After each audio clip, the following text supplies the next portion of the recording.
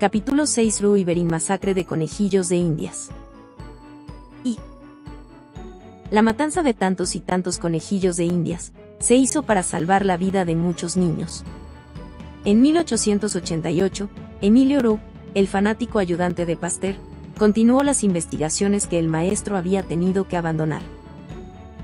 Emilio Roux, 17 de diciembre de 1853 en Conflans, Charente, Francia, 3 de noviembre de 1933, París. En poco tiempo descubrió que el bacilo de la difteria destila un veneno extraño, y que 1 gramo de esta sustancia pura basta para matar 2.500 perros. Unos cuantos años después, en tanto que Roberto Koch se sentía humillado por las quejas y maldiciones de los infelices desengañados de su pretendida cura de la tuberculosis, Emilio Berin, su romántico discípulo, descubrió en la sangre de los conejillos de Indias un poder extraño, un algo desconocido que volvía completamente inofensivo el poderoso veneno de la difteria. Estos dos Emilios hicieron que la esperanza renaciera en los hombres, luego del desastre de Koch. La gente volvió a confiar en que los microbios se convertirían de asesinos en inofensivos animalillos. Emilio von Berin, Ansdorf, Prusia Oriental, 15 de marzo de 1854, Marburgo, Alemania, 31 de marzo de 1917. ¿Cuántos experimentos hicieron aquellos dos jóvenes para descubrir la antitoxina de la difteria? Acometieron la tarea con el afán frenético de salvar vidas. Anduvieron a tientas entre fantásticas matanzas de innumerables conejillos de Indias, y, al final de cada jornada, los laboratorios eran verdaderas carnicerías, semejantes a los campos de batalla de otros tiempos en que los soldados quedaban mutilados por las lanzas y lacerados por las flechas. Roux escarbaba brutalmente en los vasos de niños muertos. Berin, en la oscuridad de su ignorancia, daba de narices contra hechos que ni los mismos dioses hubieran podido predecir. Por cada brillante experimento, tuvieron que pagar con 1000 fracasos. Pero lograron descubrir la antitoxina diftérica. Sin embargo, no lo habrían conseguido sin el modesto descubrimiento de Federico Loeffler. Loeffler fue aquel cazador de microbios, de bigotes tan marciales, que tenía que abatirlos continuamente para poder observar al microscopio. Había estado a la diestra de Koch cuando éste le seguía la pista al bacilo de la tuberculosis. Era por 1880 y tantos, y la difteria, que varias veces cada 100 años presenta intensos altibajos en su virulencia, se encontraba, entonces, en uno de los periodos más sanguinarios. Las salas de los hospitales infantiles ofrecían un aspecto funesto con tantos lamentos desoladores. Los ataques de tos espasmódica anunciaban la asfixia. En las tristes hileras de angostos lechos, las blancas almohadas enmarcaban cáritas violáceas bajo la presión estranguladora de una mano desconocida. Los médicos atravesaban estas salas, tratando de ocultar su desesperación tras una máscara de optimismo, caminando de cama en cama, impotentes, intentando, una y otra vez, devolver la respiración a un niño, introduciéndole un tubo en la tráquea obstruida por las membranas. De cada 10 camas, 5 enviaban a sus ocupantes al depósito de cadáveres. Abajo, en uno de estos depósitos, Federico Loeffler se afanaba hirviendo espátulas, calentando, al rojo vivo hilos de platino para extraer la materia gris de las gargantas mudas de aquellos cuerpecitos a los que los médicos no pudieron conservar la vida. Ponía esta materia en delgados tubos de cristal tapados con algodón, o bien la coloraba para observarla al microscopio, descubriendo curiosos bacilos en forma de masa, microbios en los que el colorante destacaba puntos y fajas o bandas. Estos bacilos aparecieron en todas las gargantas, y se apresuró a mostrárselos a su maestro. Es evidente que Koch llevó de la mano a Loeffler en este descubrimiento. No tiene objeto sacar conclusiones precipitadas, debió decirle. Debe usted hacer un cultivo puro, e inocularlo, después, a animales. Si estos contraen una enfermedad exactamente igual a la difteria humana, entonces, ¿cómo podría extraviarse Loeffler, teniendo detrás al más meticuloso y minucioso cazador de microbios, perseguidor de la verdad, que con toda su pedantería lo miraba a través de sus perpetuas gafas? Loeffler examinó, uno tras otro, a los niños muertos, hurgó en todos los rincones de aquellos cuerpecitos, hizo centenares de preparaciones de todos los órganos. Intentó, y pronto lo consiguió, desarrollar aquellos bacilos en estado de pureza. Pero en ninguna parte de los cuerpos que examinó, encontró aquellos microbios, solo aparecían en las gargantas obstruidas por las membranas. ¿Cómo es posible que unos cuantos microbios, que solo se desarrollan en la garganta, sin moverse de allí, sean capaces de matar a un niño con tanta rapidez?, musitaba Leffler. Pero tengo que seguir las instrucciones del Dr. Koch. Y así, inyectó los microbios procedentes de los cultivos puros en la tráquea de unos cuantos conejos y debajo de la piel de varios conejillos de Indias, y todos murieron en 2 o 3 días, como los niños, o tal vez con mayor rapidez, pero los millones de microbios que había inyectado permanecieron en el mismo punto de la inyección, y algunas veces ni aún allí, o en número tan escaso y tan debilitados que parecían incapaces de causar daños a una pulga. Pero, ¿cómo explicar que estos bacilos, arrinconados en una pequeña parte del cuerpo, sean capaces de acabar con un animal 1.000.000 de veces mayor que ellos mismos?, se preguntaba Leffler. Jamás ha existido un investigador más concienzudo que Leffler, ni con menos imaginación que acelerase o estropease su precisión casi automática. Con todo cuidado se sentó a escribir un informe científico, modesto, frío, poco prometedor, que se limitaba a exponer los pros y los contras sobre la cuestión de si este nuevo bacilo era o no el causante de la difteria. Era tanta su objetividad, que puso los contras al final de su escrito. Casi podemos oírlo murmurar mientras escribía: este microbio puede ser el causante, aunque en algunos niños muertos de difteria no lo he hallado. Ninguno de los animales a los que inyecté quedó paralizado como ocurre con los niños, pero lo que más contradice mis suposiciones es que he encontrado este mismo microbio, tan virulento para los conejos y conejillos de Indias, en la garganta de un niño que no presentaba ningún síntoma de difteria. Llegó al extremo de subestimar el valor de su hermosa investigación, pero, al final de su trabajo, dio la clave a los más imaginativos Roux y Bering que le sucedieron. ¡Qué hombre tan extraño fue Leffler! Aparentemente incapaz de tomar la iniciativa, predijo lo que otros habían de descubrir. Estos microbios se congregan en una pequeña parte de tejido muerto en la garganta de los niños, y se esconden en un punto debajo de la piel de los conejillos de Indias. Jamás se reproducen por millones y, sin embargo, matan. ¿Cómo? Deben producir algún veneno, destilar una toxina que se infiltra hasta un órgano vital. Hay que descubrir esta toxina en los órganos de los niños muertos, y en los cadáveres de los conejillos de Indias, y en el caldo de cultivo donde también se desarrollan. El hombre que descubra este veneno, probará lo que yo no he conseguido demostrar. Tal fue la visión que Leffler heredó a Roux. 2. 4 años más tarde, fueron confirmadas las palabras de Leffler, al parecer, por un experimento de lo más fantástico que podemos imaginarnos y que terminó con un conejillo de Indias anegado. Qué desconcierto reinaba en París en aquella época, entre los cazadores de microbios. Pasteur, en un estado de depresión después del triunfo conseguido con su vacuna antirrábica, dirigía con desgano la construcción de la Rue du Tot, edificio valorado en 1.000.000 de francos. Metchnikoff, el estrafalario, el casi charlatán, había llegado de Eudese vomitando curiosas teorías acerca de los fagocitos que englobaban los microbios, y se dirigían precipitadamente a Saigón y a Australia, en busca de microbios de enfermedades que no existían. Mujeres llenas de esperanzas frenéticas abrumaban a Pasteur, demasiado fatigado ya, con cartas rogándole salvase a sus hijos de una docena de horribles enfermedades. Pasteur estaba totalmente agitado, pero Roux, ayudado por el intrépido Yersin, que más tarde descubrió brillantemente el bacilo de la peste bubónica, se dispuso a buscar el modo de hacer desaparecer la difteria. La difteria hacía estragos en París. Roux y Yersin fueron al hospital de niños y hallaron el mismo bacilo mencionado por Leffler, lo cultivaron en matraces, y empezaron por hacer lo que era corriente: inyectar grandes cantidades de caldo de cultivo a innumerables pájaros y cuadrúpedos destinados a morir sin la satisfacción de saber que eran mártires.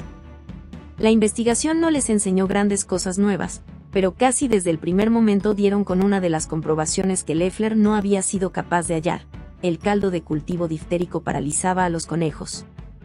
A los pocos días de recibir esos animales una inyección intravenosa, los entusiasmados experimentadores pudieron observar cómo arrastraban las patas traseras, cómo iba avanzando la insensibilidad cuerpo adelante hasta llegar al cuarto delantero, y cómo morían, finalmente, víctimas de una parálisis horrible. Roux disecó tejidos de todos los rincones de aquellos cadáveres, hizo cultivos de los corazones y los vasos, pero no encontró ni un solo bacilo, y eso que pocos días antes había inyectado a cada conejo 1 billón de ellos aproximadamente. Allí estaban los conejos abiertos, descuartizados, raídos y escudriñados desde la punta de la naricilla sonrosada hasta la parte inferior de los rabos blancos, y sin embargo, no aparecía ni un solo bacilo. Entonces, ¿qué es lo que habla matado a los conejos? Los bacilos deben segregar un veneno en el caldo donde los cultivos, de la misma manera que lo hacen en la membrana que forman en la garganta de los niños, pasan a la sangre de estos. Naturalmente que esta última parte no estaba comprobada. Ru dejó de moverse entonces en un círculo vicioso, y se puso a investigar, a trabajar materialmente. Sus probaturas fueron cosa peor que intentar poner en marcha un automóvil averiado sin tener la menor noción de lo que es un motor de explosión. Tomó unos cuantos matraces de gran tamaño, en los que puso caldo esterilizado, y sembró cultivos puros de bacilos diftéricos, colocándolos después en la estufa de cultivo. Con ojos chispeantes vio cómo cantidades increíblemente pequeñas de ese caldo producían efectos terribles a los animales, pareciéndole imposible poder disminuir la dosis hasta una cantidad lo bastante exigua para evitarles causase graves daños, y lleno de entusiasmo contempló cómo unas cuantas gotas daban cuenta de conejos, asesinaban ovejas y tumbaban perros de gran tamaño.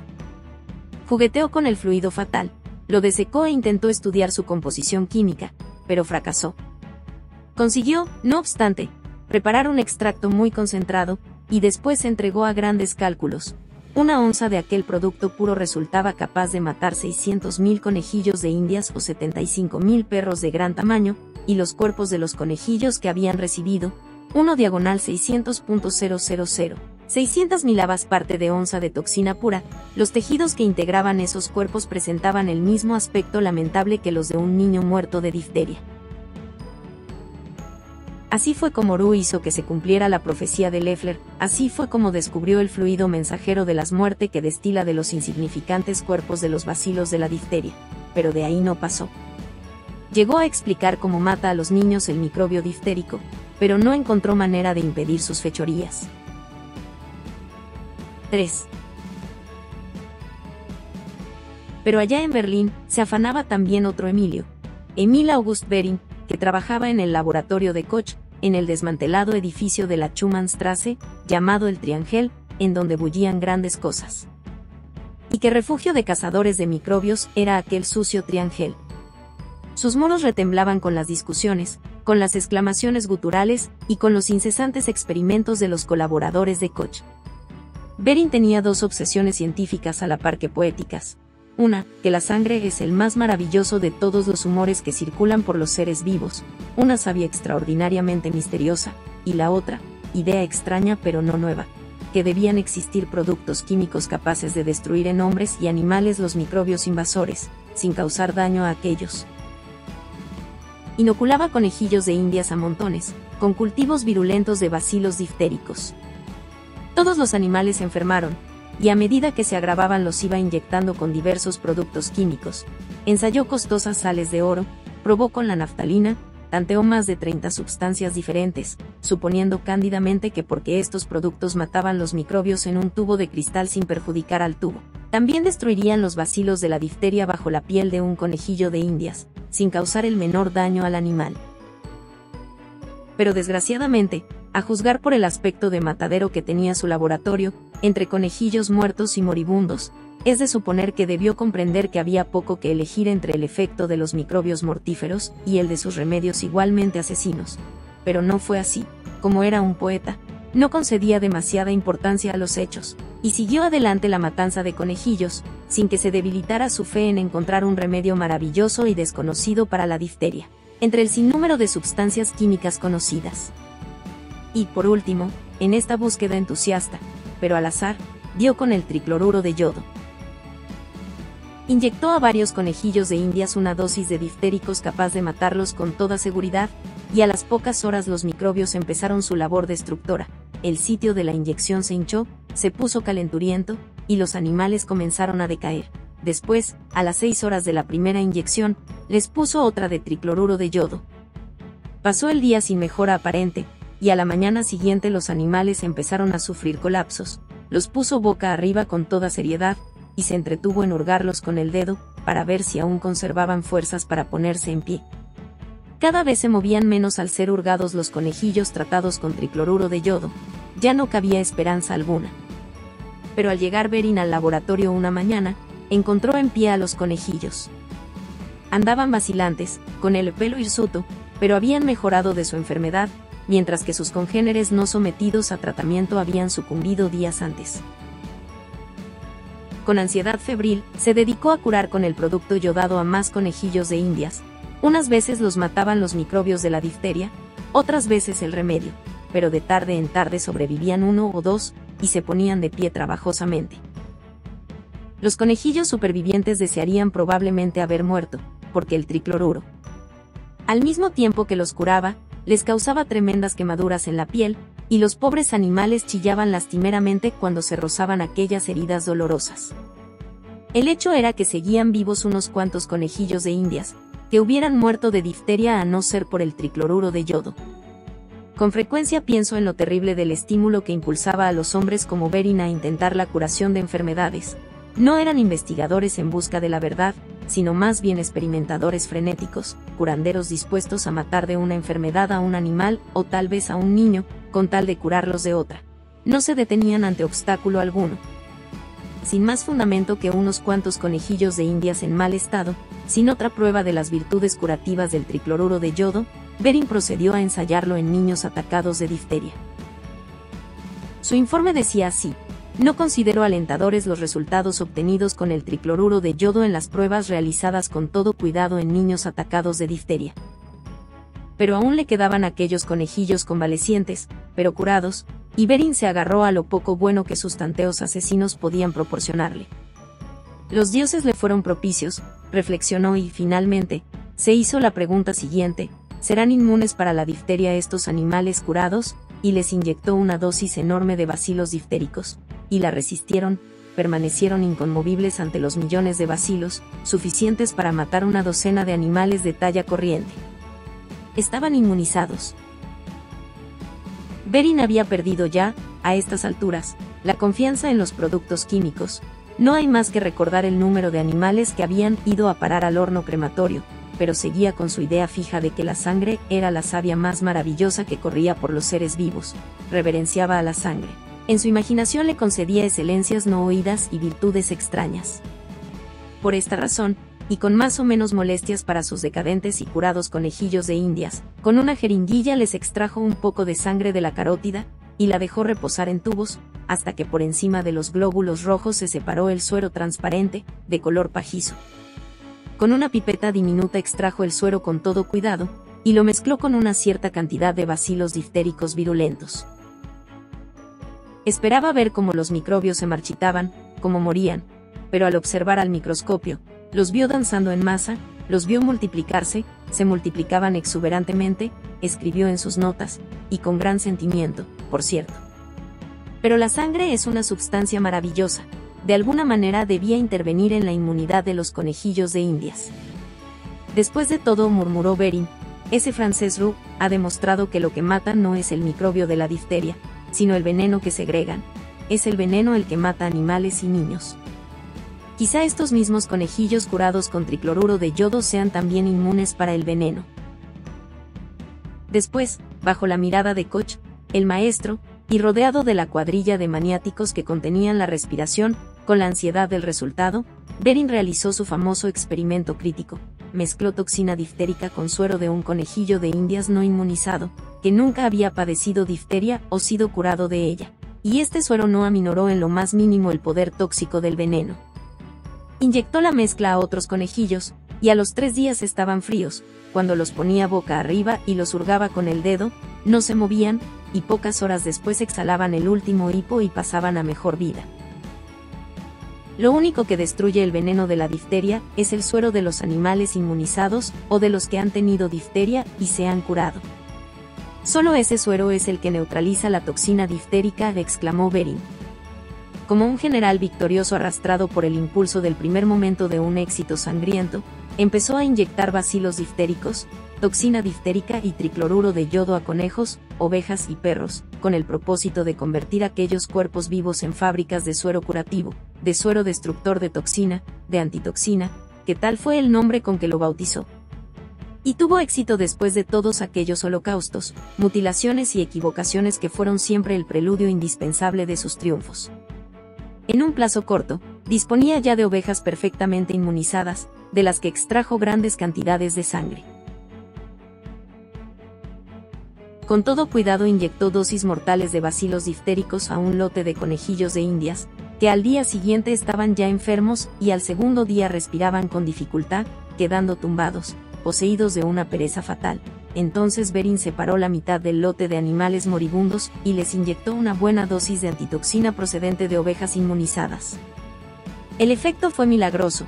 Poco después, casi todos los animalitos, pero no todos, empezaron a respirar con más facilidad, y a las 24 horas, al ser puestos boca arriba, se levantaban con presteza y quedaban de pie.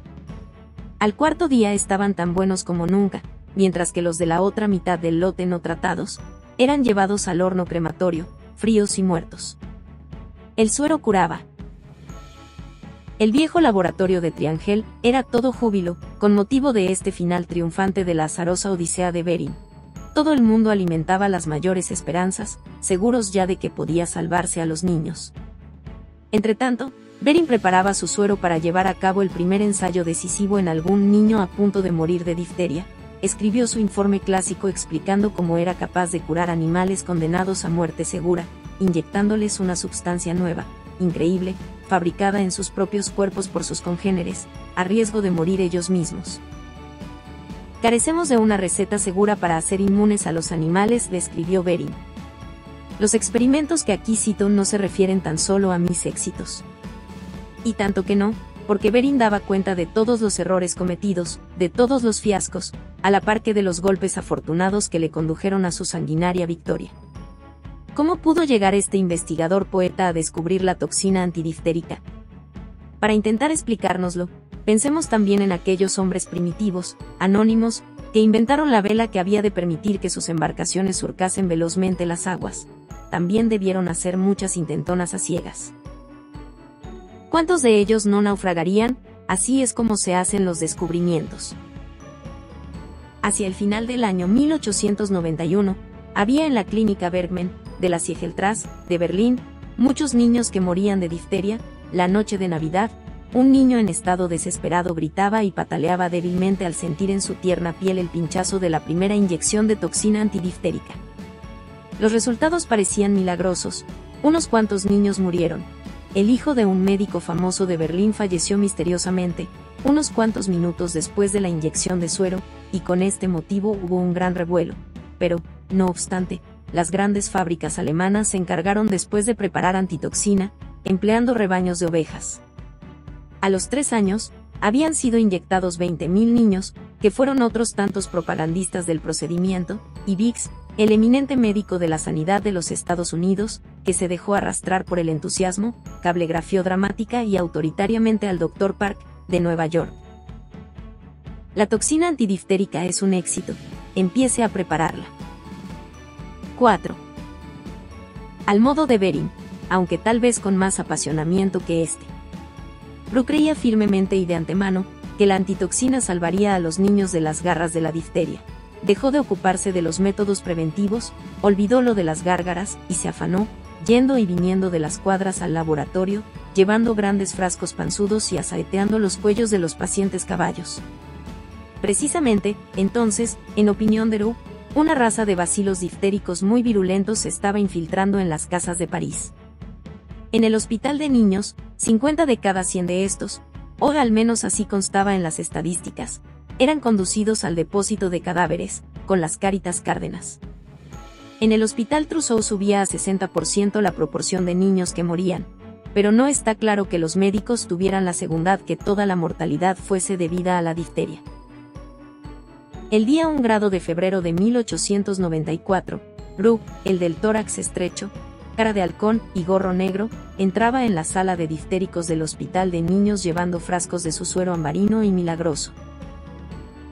En su despacho del Instituto de la Rue du Tot, con un resplandor en los ojos que hacía olvidar a sus deudos que estaba condenado a muerte, permanecía sentado un hombre paralítico que quería saber, antes de morir, si uno de sus discípulos había conseguido extirpar otra plaga. Era Pasteur, en espera de noticias de Roux. Además, en todo París, los padres y madres de los niños atacados rezaban para que Roux se diese prisa, conociendo ya las curas maravillosas del doctor Bérin, que, al decir de las gentes, casi resucitaba a los niños, y Roux se imaginaba a todas aquellas personas elevando hacia él sus manos implorantes.